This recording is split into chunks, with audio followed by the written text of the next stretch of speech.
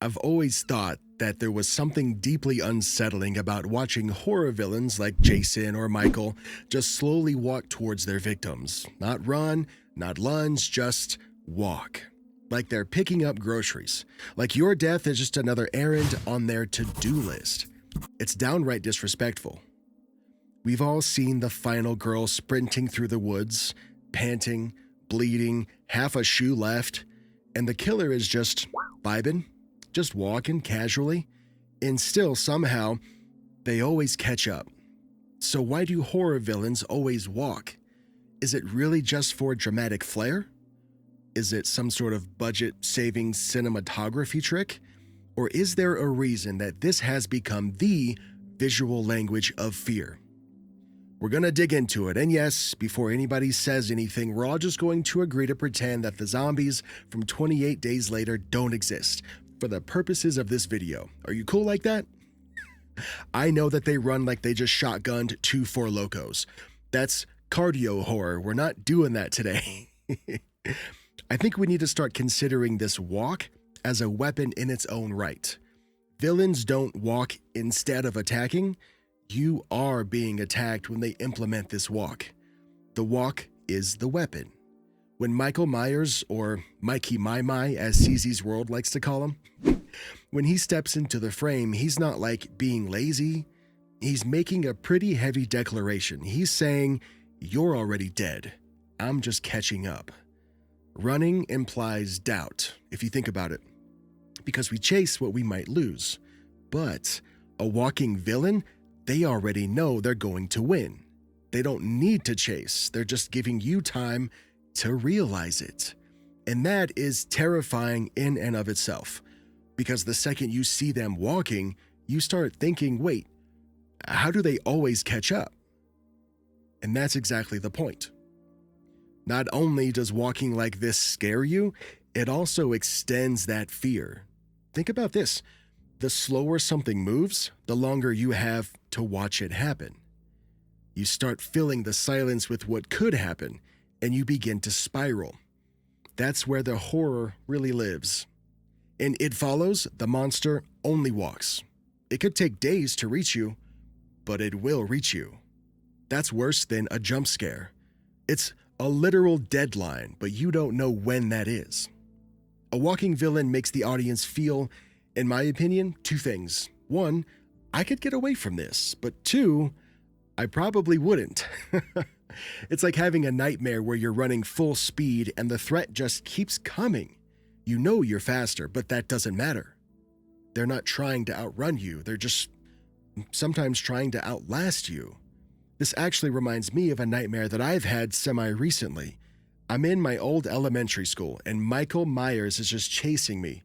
Of course he's walking and I'm in like my 2nd grade body, just booking it from class to the playroom, to the little modular classrooms that are outside. And I swear, every time I look behind me, he's still 10 feet behind me, no matter how fast I go. And he's just strolling, man. Terrifying. In one of my more recent videos where I asked the question, why does every movie monster look like this now? I got reamed up and down for basically not going through chronological order the origin of the species of this particular monster and where it potentially stems from. My bad, I guess. So in order to avoid that, we're going to rewind to like the 1930s, and then we'll catch everybody up to speed. Old school monsters, they shuffled, okay? Look at my cape. Imagine Dracula in his cape just gliding. The mummy always dragged one of his legs behind him like he fell asleep on it. I got to crouch down. And part of this was probably due to makeup restrictions or production restrictions, but it looked eerie still, right? Slow equals unnatural. Enter Halloween, 1978, where it all started for a lot of you watching this. Michael Myers does not run. He stalks. He moves with this robotic calmness, and it feels like death decided to wear a jumpsuit, right? It was awesome.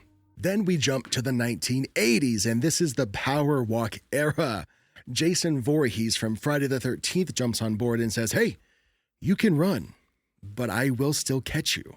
He turns the walk into a superpower, kind of Literally, in a sense, actually, because Jason is so much bigger and physically imposing than Michael, his shoulders round a little bit and he starts walking with a lot more momentum. It is still very slow and intimidating, but it's there. Somehow, no matter how far you flee or how fast, you're gonna trip, you're gonna fall, you're gonna cry, and there he is, again. Then we get up to the 1990s / the 2000s era. Ghostface from Scream starts to subvert that walk. Scream is at its absolute best when it's commentating on the current state of horror in the moment. What they had Ghostface do was run. He tripped over himself. He yelled. He was messy. It's very chaotic and it just felt real. Suddenly, walking is old school. Come a little bit closer. To the 2010s to now, walking becomes this symbol. Think about It Follows, or The Witch, or Hereditary. The walk isn't scary. I mean, of course it is scary, but it's also inevitable. The villain doesn't physically chase you. They're like conceptually stalking you. The walk becomes something bigger than the footsteps. It becomes fate. The walk can also be seen as a sort of ritual. When a horror villain walks, yes, they're moving towards their target, but they're also performing in a sense. It's kind of ritualistic, or mythic almost, like it's sacred, like a death ceremony unfolding in truly slow motion. In folklore, spirits don't sprint, spirits just appear. They approach. The Grim Reaper is never seen chasing people down with his pointy lacrosse stick. He's just strolling, gliding very slowly, and when he shows up, it's already over. The walking villain channels that same energy. They're not people, right? These villains are just curses in motion. And that's why so many of them have blank masks or burnt faces. They aren't characters anymore. They are legitimate symbols. And symbols do not run. Do something with me for a second. Hey, me again. Put yourself in the point of view of the villain, right? From their perspective, walking, kind of a flex. The killer actually wants you to run. They want to watch you trip over furniture and cry in closets. They want the drama, the performance. Because here's the truth, and don't you tell anybody this, okay? But if horror villains really wanted efficiency, they would just put one of those GPSs on those Lime scooters you rent downtown. They don't care about catching you quickly. They really care about catching you visibly. When they walk, they're saying, I've done this before, and I'll do it again. And I'll do it like a guy who's just browsing the canned soup aisle, which I hope by now we all agree is infinitely worse than sprinting. Okay, let's pull back the curtain just a little bit. Directors love a walking villain. I think for a few reasons. They're probably much easier to frame. It also stretches the tension without having to cut so often. And it creates this iconic imagery that a lot of directors simply want to be known for. Silhouettes of Jason or Michael walking towards the camera. Now, imagine them sprinting at full speed with their arms flapping behind them like Naruto. Totally ruins the vibe, doesn't it? Walking also keeps the focus on the victim's panic. When the killer is slow, the camera stays with the fear. And fear lingers way longer than action does. Plus, if I'm the director or the stunt guy or whatever, running in a mask is dangerous. Dude, you could trip, break a rib, ruin the take. But walking, spoken like a true horror dad, that is safe, stylish, and spooky. Some of you are probably thinking, dude, sometimes the walking thing just doesn't work, and I'm gonna be real with you. You're right. Sometimes it doesn't land. There are moments in movies where the villain is just casually vibing, and you're sitting there like, hold on, the protagonist had a motorcycle, and the killer was walking as slow as possible, and he still got there first. How is that possible? It adds this sense of paranormalness that not everybody's going for. Or when the walk becomes so slow that it loses its edge, you go from tense and confused to mildly annoyed. And yeah, teleporting killers are a meme now. One second they're a mile away, and the next they're in your attic somehow. I mean, did they take an Uber?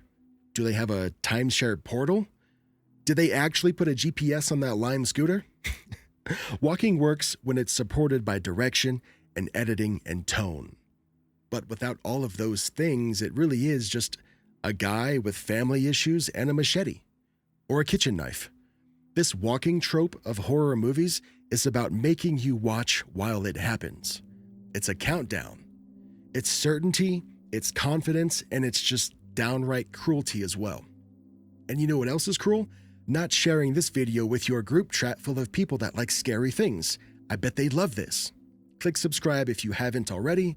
The channel is pretty much just more of this. I'm overthinking and overanalyzing tiny little things that I find interesting in anything horror or horror adjacent. And if you like this hat, it's new. You can buy it. There's a link down in the description as well. I don't know. I think I made it as cheap as the website would let me. Okay. See you in the next one.